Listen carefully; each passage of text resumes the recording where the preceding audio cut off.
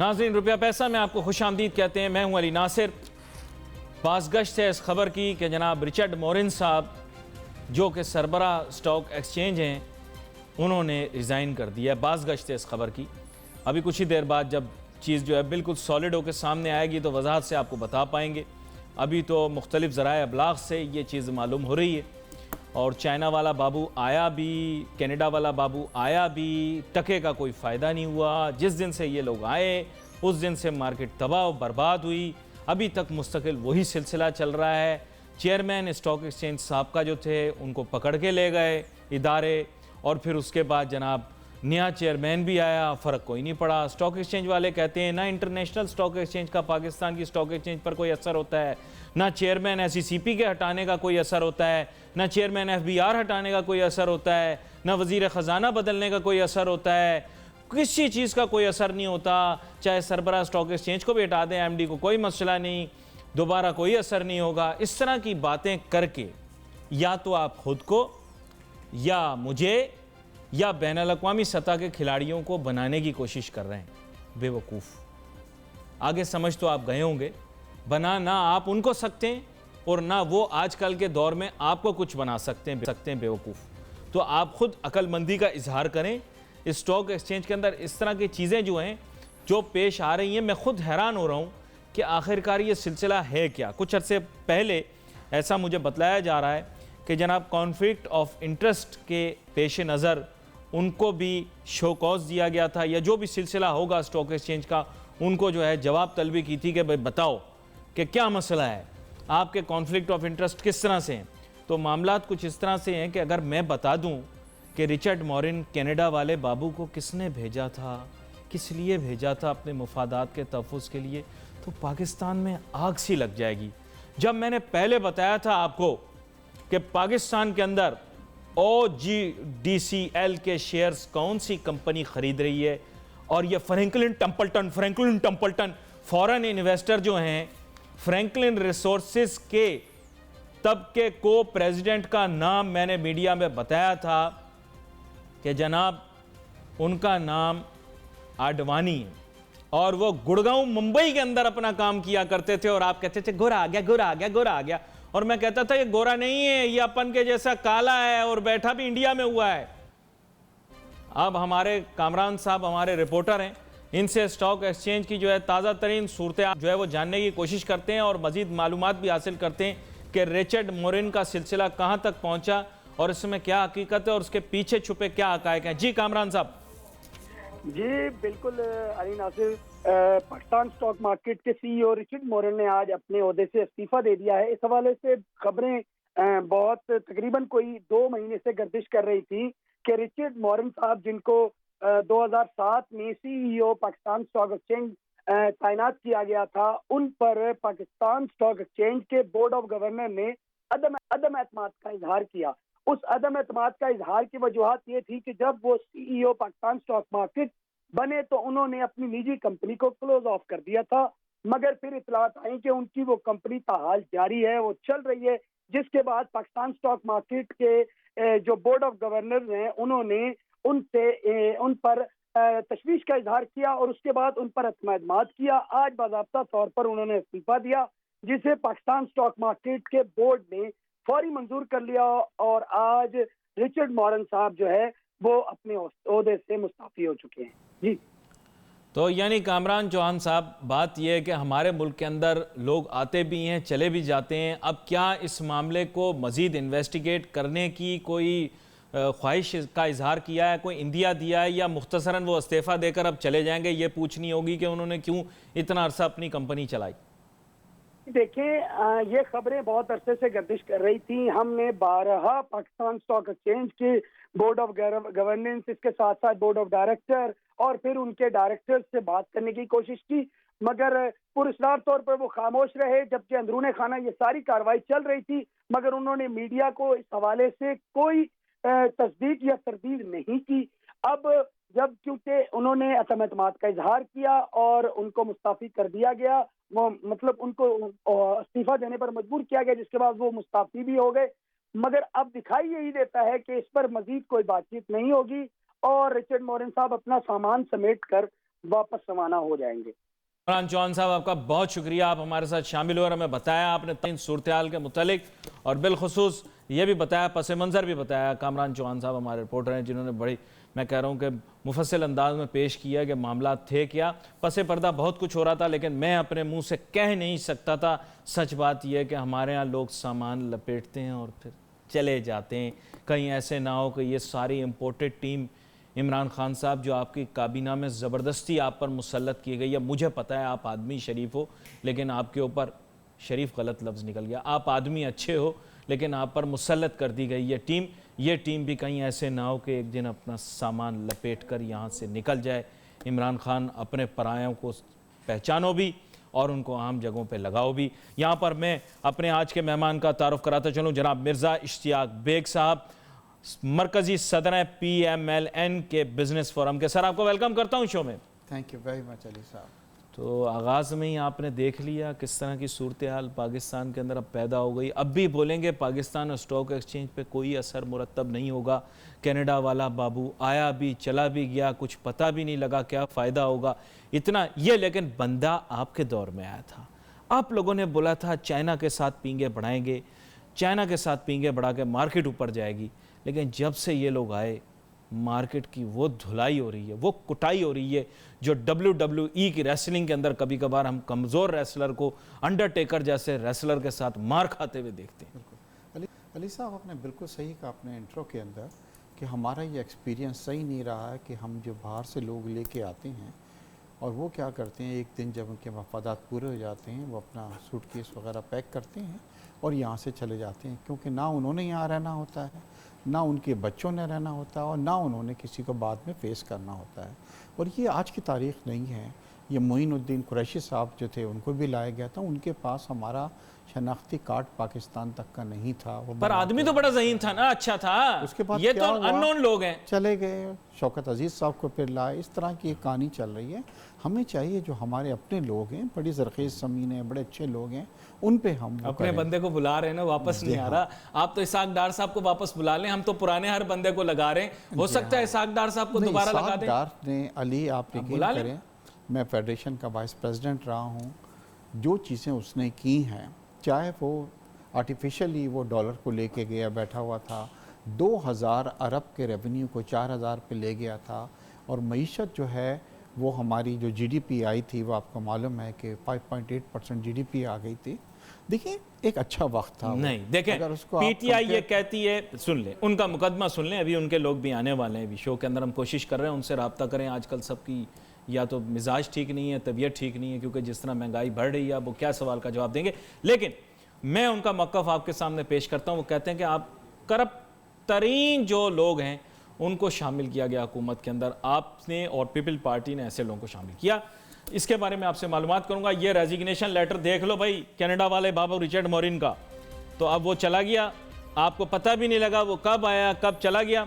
यहाँ पर मैं एक छोटी सी ब्रेक लूँ, उतनी देर आप लोग स्टॉक मार्केट के बारे में पहले जिन लोगों ने खूब नाच गाने किए थे वो और खुशियाँ मनाएं, क्योंकि स्टॉक मार्केट किधर जाएगी इसका कुछ पता नहीं। Let's take a short break.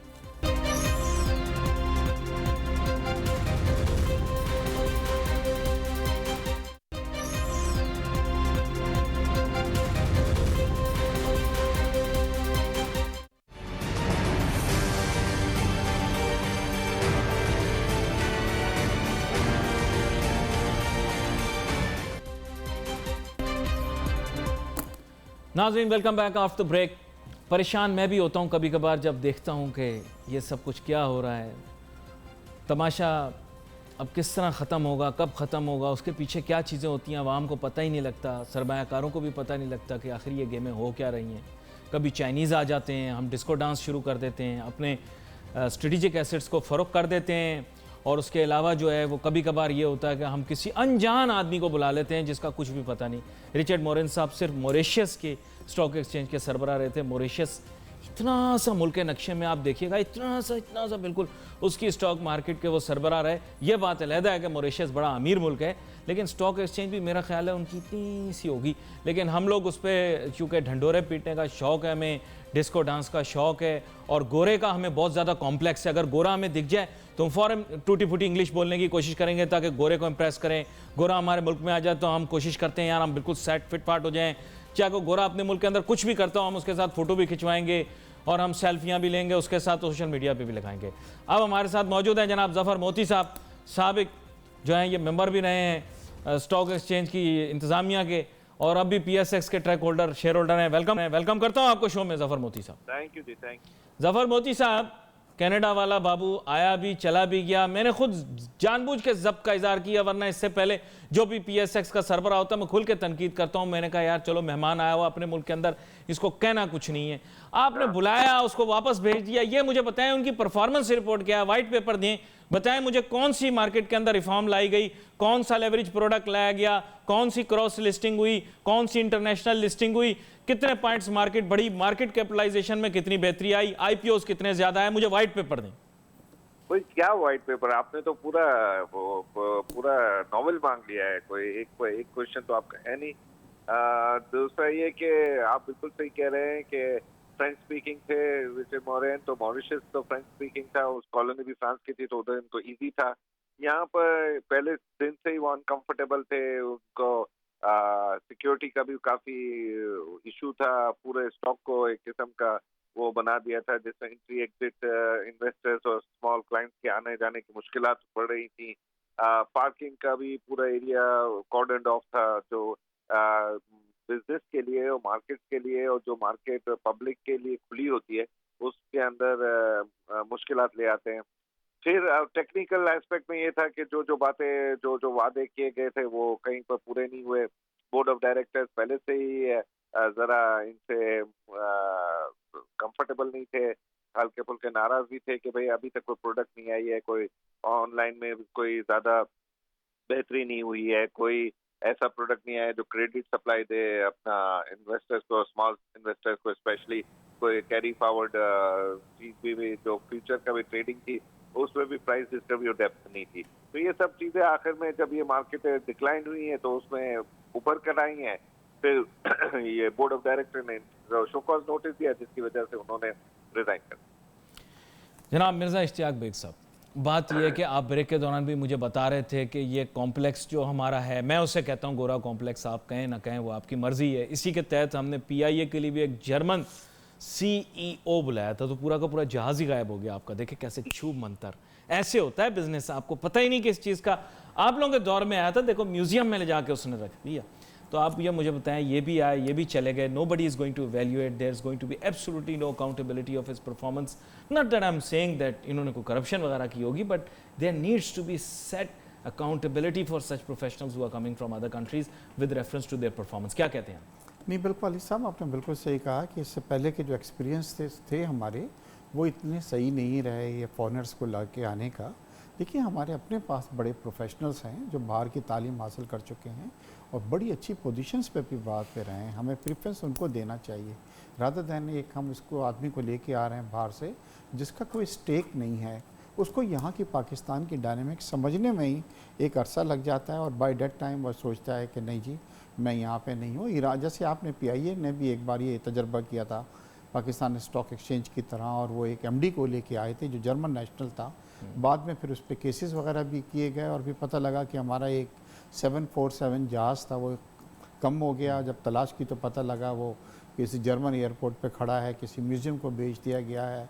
और फिर ये तो अच्छा एक्सपीरियंस भी रहा। KESC के अंदर भी एक जर्मन आया था और जर्मन बड़े प्रोफेशनल लोग होते हैं, उसने तो KESC को बहुत अच्छा कर दिया था उस जर्मन जितने अरसे। नहीं, मेरे ख्याल से जर्मन ज़रूर आए थे KESC के अंदर भी, मगर जिन लोगों ने अच्छा किया है और उसको प्रॉफिट में लेके आए हैं उसके अंदर हमारे पाकिस्तानी जो थे उन्होंने काफ़ी अच्छा काम किया। और कई को अगर क्रेडिट जाता है तो मैं पाकिस्तानी इनके जो प्रोफेशनल्स हैं, जो मैनेजमेंट है, उसको मैं इसके अंदर दूंगा। चाइना के साथ अली साहब, आपने अभी अपने इंट्रो में चाइना का भी जिक्र किया था। आप यकीन करें कि हमारा एक्सपीरियंस जो है चाइना के साथ कोई अच्छा नहीं रहा। चाइना ने हमें जो दिया है लोन, वो आपको पता है कि कोई 6% के ऊपर हमने 2 या 3 बिलियन का चाइना से हमने उन्होंने अभी हमको, जब हमारे हालात बहुत ख़राब थे जिसमें सऊदीया ने हमें 3 बिलियन से मदद की, 2 बिलियन से हमें UAE ने मदद की, सऊदी अरब ने हमें तकरीबन 3.5 बिलियन का डेफर्ड ऑयल पे दिया।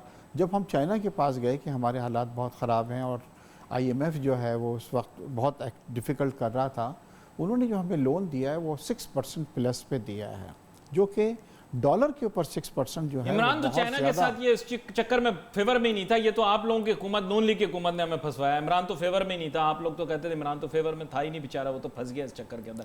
खैर इस तफसील आपसे लेता हूँ, you have a very logical argument. Zafar Moti साहब, अब बात ये है कि मुझे ये बताएं कि ये असेसमेंट तो परफॉर्मेंस की होगी नहीं, मेरे ख्याल से ज़रा ये रिवील करना अभी ज़रूरी है कि कौन सा ऐसा सिलेक्शन प्रोसेस था जिससे कैनेडियन, जो I respect Canadians very much, I really love Canada, उनका प्रेसिडेंट भी उनका प्राइम मिनिस्टर जस्टिन ट्रूडो भी बड़ा स्मार्ट और बड़ा गुड लुकिंग आदमी, बड़ा फुल ऑफ एनर्जी, लेकिन क्या वजह कि चाइनीज़ कंपनियों के कंसोर्शियम ने वहाँ से बंदा मंगवा लिया, जबकि मैं तो आपको काफ़ी अरसे से कह रहा हूँ कि एक ही बंदा है जिसने स्टॉक एक्सचेंज का सरबरा लगाया, लेकिन आप लोग मानते नहीं हैं और उसका कोई ताल्लुक ना चाइनीज़ से है और ना उसका ताल्लुक कनाडा से है। तो आप लोग क्यों नहीं मानते थे? मैं तो आप लोगों को कहता था कि बंदा जो है इसको किसने अपॉइंट किया, ये जरा बताएं, आप तो प्रिवी होंगे इन्फॉर्मेशन से। देखिए, ये तो आपको डिनाई नहीं करना पड़ेगा कि अब हम चाइनीज मार्केट है, चाइनीज ने टेक ओवर किया हुआ है और उनकी जो स्टे है किसी को रखने की वो ज्यादा है। अब वो जो प्राइसिंग में रखते हैं या कहीं से भी लाते हैं या उनको उनकी स्टे या उनकी स्ट्रेंथ और उनके पास जो शेयर होल्डिंग है उसकी वजह से वो हायर कर सकते हैं किसी को भी दुनिया में। अब इसमें कौन गुड लुकिंग है और कौन गुड लुकिंग नहीं है, मैं तो मर्दों को देखता नहीं हूँ इस चक्कर में। लेकिन ये है कि अपना कैनेडिया में भी ऐसा हो सकता है कि इनएफिशिएंट लोग हों, क्योंकि इनएफिशिएंसी ये जरूरी नहीं है कि सिर्फ पाकिस्तानियों में ही हो, इनएफिशिएंसी अराउंड द वर्ल्ड हो सकती है। और ये जो इनएफिशिएंसी है ये बज़ाहिर नजर आ गई क्योंकि हमारी मार्केट बड़ी ही एक्टिवली इन्वॉल्व होती है डे टू डे ट्रेडिंग में, और वो जो actively day to day trading है स्मॉल इन्वेस्टर्स की, वो देखते हैं कि उनको क्या फैसिलिटीज मिल रही हैं। जब उनकी एंट्री एग्जिट ही मुश्किल हो रही है कैपिटल मार्केट में, स्टॉक एक्सचेंज में अंदर आने का जो हमारा वॉकिंग क्लाइंट है, तो वो जाहिर है वो मुश्किलात देखकर अपने बोर्ड ऑफ डायरेक्टर्स को हम एज अ ब्रोकरेज हाउसेस बोलते हैं कि भाई ये तकलीफ है, आप इसको दूर करें अपने मैनेजमेंट के थ्रू। वो नहीं कर सका रिचर्ड। ज़फ़र मोती साहब, आपका बहुत शुक्रिया, आपने मैं ज्वाइन किया अभी और बड़ी अच्छी आपने बातें की। ठीक है, आप इतनी ज़्यादा तरजीह नहीं देते, लेकिन ज़ाहिर बात है जस्टिन ट्रूडो साहब बैनुल-अक़वामी सतह पर मशहूर हैं अपनी लुक्स की वजह से, बिल्कुल जैसे इमरान खान साहब मशहूर हैं अपनी लुक्स की वजह से। तो ये एक बायसे ज़िक्र था, इस वजह से आपसे बात की। लेकिन बात यह है कि सही चीज़ जो है वो सामने हमने लाना है, और वो यही है कि इनकी अपॉइंटमेंट किसने की थी और क्यों की थी। मैंने बहुत अरसे पहले प्रोग्राम के अंदर आप लोगों को इशारों से बता दिया था। अभी हम इकोनॉमिक सिचुएशन ऑफ पाकिस्तान के बारे में डिस्कस करेंगे, लेकिन छोटी सी ब्रेक लेनी है, ब्रेक के बाद वापस आएंगे, अपनी गुफ्तगू जारी रखेंगे।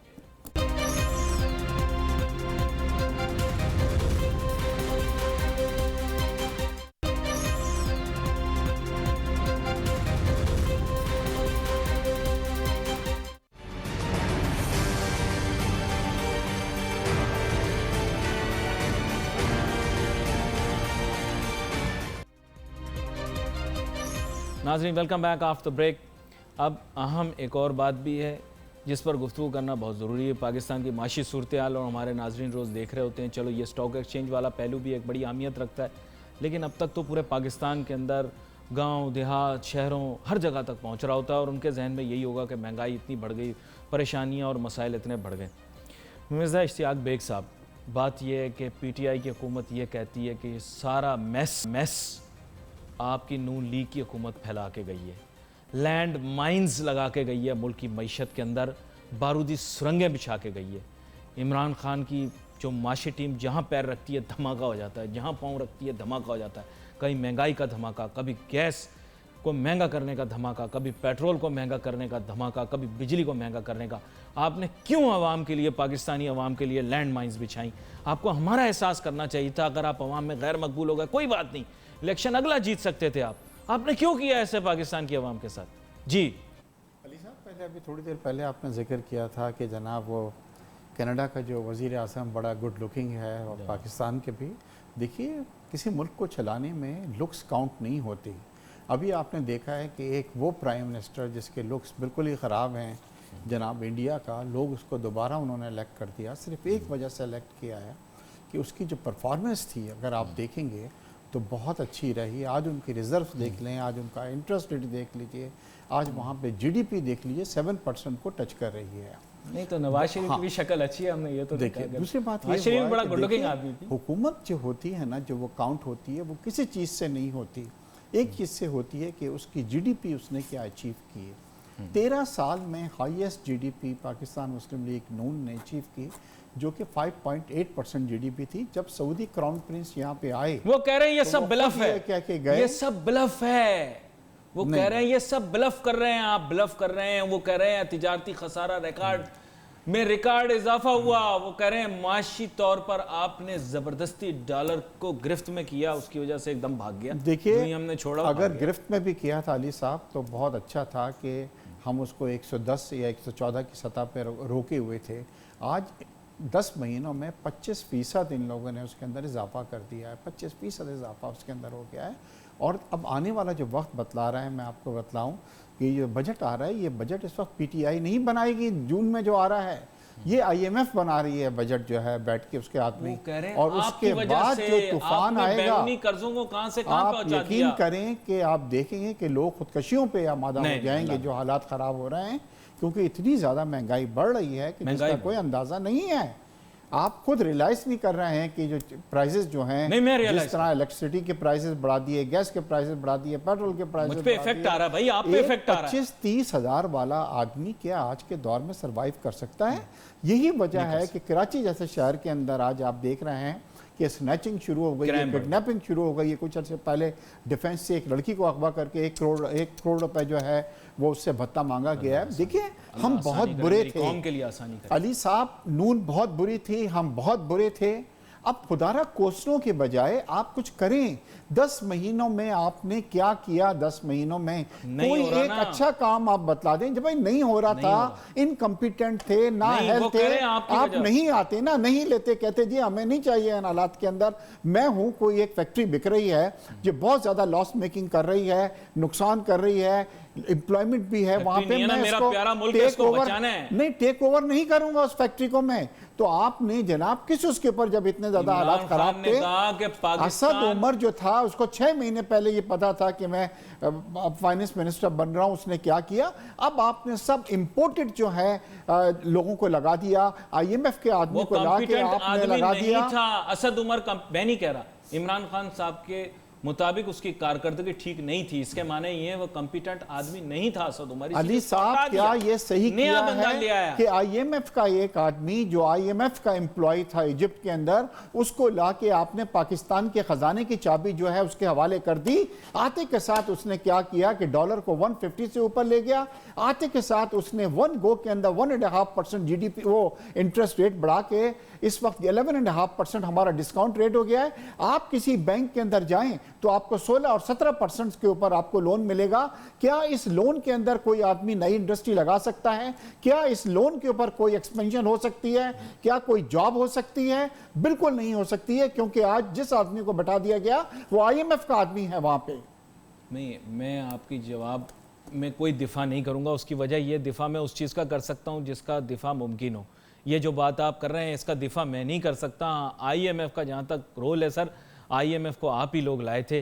कभी ये कंधा आगे करते थे इसहाक डार साहब, वो ये कंधा अपने साथ लगाते थे, कभी उधर से बोसा देते थे आईएमएफ वाले इसहाक डार साहब को। तब तो आईएमएफ बड़ी प्यारी लगती थी आपको।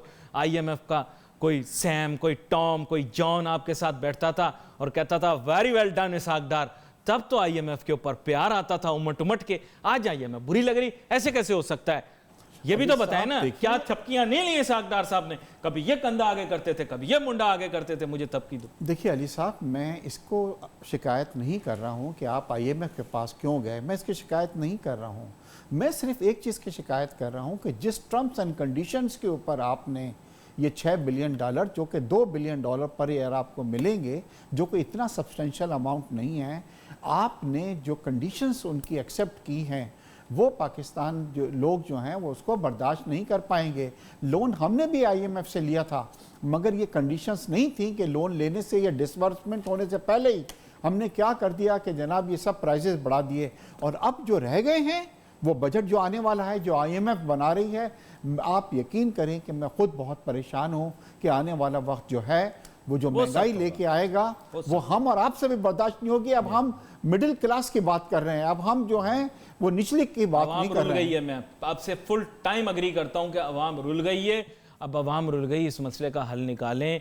क्या आपने मेरे सवाल का जवाब नहीं दिया, क्या आप लोगों ने बारूदी सुरंगें बिछाई थीं ताकि आने वाली पीटीआई हुकूमत माशी तौर पर नाकाम हो जाए? सिंपल सी चीज़ है। क्या आप लोगों ने लैंड माइन लगाए नून थे? भी इस मुल्क से इतनी मुखलिस है और प्यार करती है जितना कोई और पॉलिटिकल पार्टी करती है। आप क्यों ऐसा नाम ले रहे हैं कि हमने माइंस बचा के हम यहाँ से गए हैं ताकि जो ताकि इमरान खान फेल हो जाए? इमरान खान को फेल करने के चक्कर में कहीं कौम को ना फेल कर दे भाई। आप फेल हो अल्लाह ना रहे हैं करे। अली साहब, वो सिर्फ एक वजह से हो रहे हैं। उन्होंने जो वायदे करके आए थे, जो हवाई बातें करके आए थे, जो ऐसी बातें की थी कि जिस दिन मैं आ गया उस दिन दूध की नहरें बह जाएंगी। उनका एक मिनिस्टर है सईद साहब, उन्होंने कहा था जी जिस दिन इमरान खान आएंगे 200 बिलियन डॉलर आएंगे, 100 बिलियन डॉलर हम आईएमएफ के मुंह पे मारेंगे और 100 बिलियन डॉलर आप में होगा। अब आईएमएफ कह रही है कि भाई वो 100 बिलियन डॉलर हमारे मुंह पे जरा ऐसे से मारना, कहीं जोर से नहीं मारना, कहां चलेगा। चलो हम बहुत करप्शन चल रही थी, अब ये 10 महीनों से करप्शन जो रुकी है उसका अमाउंट कहां है वो मुझे बताइए, कहां गया वो अमाउंट जो है करप्शन का। कोई देखिए नवाज शरीफ ने क्या मुराद सईद साहब से पूछ सकता हूं भाई, 12 बता दें आप। मुराद सईद साहब सवाल पूछ रहे हैं, ये जवाब दे दें, आपने क्यों बोला था? इसी तरह एक फेडरल मिनिस्टर ने यह कहा कि बारिश होने वाली है यहाँ पे नौकरियों की। आपको पता है कि हमने अपनी जीडीपी रिवाइज कर दी है। हमारी जीडीपी जो थी, जो 5.8 से थी 3 पे आ गई है, जिससे 700,000 जॉब्स ऑलरेडी लोग जॉबलेस हो चुके हैं। हम नई जॉब अब जो हम कहते हैं 1 करोड़ जॉब प्रोवाइड करेंगे वो हम प्रोवाइड नहीं कर पाएंगे। 16-17% इमरान वजीरों को ना नौकरी से निकाल रहा था। अली साहब जरा अगर इस तरह की चिकनी चपड़ी बातें ना करते ना ये वजीर, इनकी नौकरियां ना बचती। आप समझ नहीं रहे हो, इमरान खान वजीरों को निकालने वाला था पिछले राउंड में, तो इन लोगों ने चिकनी चपड़ी बातें करके अपनी नौकरियां बचाई। सर हर आदमी जो किसी है एक वजीर की नहीं, सबकी बात कर रहा है। ये बड़े गांवों के अंदर क्या होता था अली साहब, बूढ़ी औरतें हुआ करती थी जो क्या करती थी, कोसने देती थी सुबह से शाम तक। अभी कोसने देने बंद करें और खुदारा आप भी इमरान साहब कुछ करके दिखाएं, हमें आपकी टीम कुछ करके दिखाए। वो नाअहल है, they are not capable, they can not deliver. वो सिर्फ बातें कर सकते हैं और बातों के अलावा आप बंदे दे दें, नून लीग का हर बंदा एक्सेप्ट हो जाएगा। अगर पीटीआई में आएगा तो सर इसाफदार को ले लें। यही मईशत जो है जो तबाही का शिकार है, आप देखेंगे वो जिस तरह चलाए, चाहे आर्टिफिशियल तरीके से डॉलर को रोके, उसके लिए मगर पीटीआई ज्वाइन करनी पड़ेगी, वो अच्छा नहीं रहेगा आप लोगों के लिए। नहीं उसके लिए पीटीआई ज्वाइन करनी पड़ेगी। अभी आप जो लोगों को लाए हैं टेक्नोक्रेट्स को, आपने उनको ज्वाइन तो नहीं करवाया है ना, मतलब।